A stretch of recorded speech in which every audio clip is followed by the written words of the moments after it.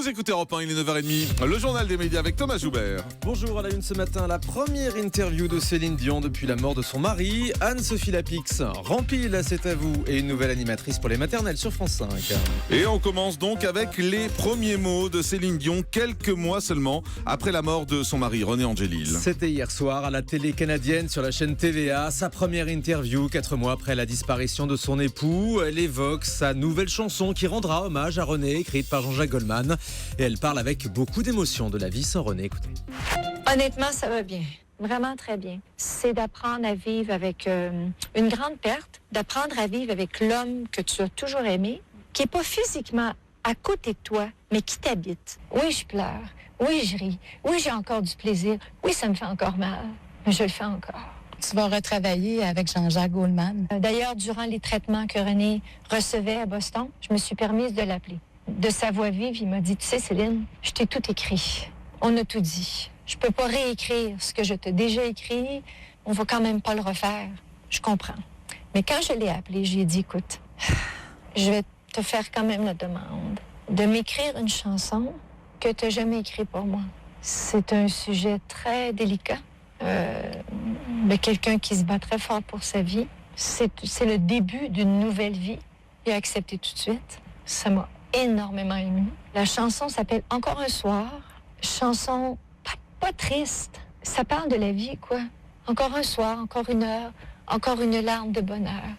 Voilà, c'est la première interview de Céline Dion diffusée cette nuit à la télé canadienne sur la chaîne TVA, extrait que l'on vous propose ce matin donc sur Europe 1, mais bientôt Céline Dion en France et en exclu. Et oui, on retrouvera Céline Dion en interview le 24 mai prochain sur M6 avec Stéphane Rothenberg. Nouvel entretien exclusif effectivement à destination de l'Europe cette fois.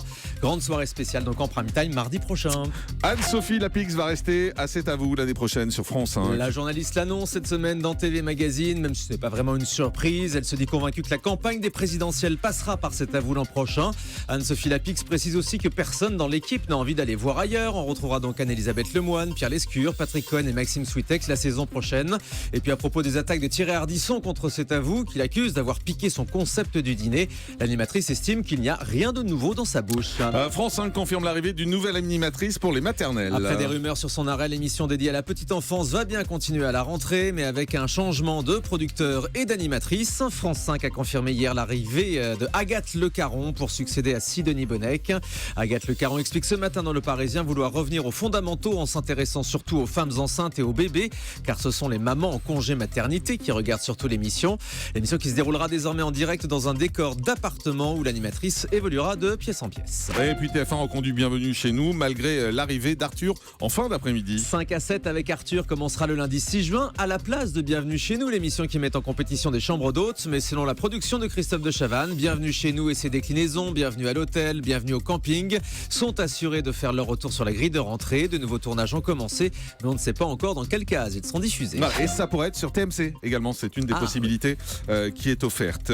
Et puis un nouveau visage pour les divertissements de France 2. C'est pas dans l'ordre. La chaîne avait promis plus de femmes, de diversité sur son antenne. Eh bien, elle a choisi de faire venir l'animatrice Amanda Scott qui co-animait du côté de chez Dev sur France 3. Elle fera ses premiers pas sur France 2 pour la fête de la musique présentée par Garou le 21 juin prochain. Ce soir, Cyril Hanouna fait l'Olympia en direct sur D8. C'est un nouveau numéro exceptionnel de Touche pas à mon poste en prime. Toute l'équipe sera sur la scène de l'Olympia, la salle de spectacle parisienne mythique, avec un grand show en perspective, comme l'explique Cyril Hanouna au micro Europe 1 de Maxime Rio.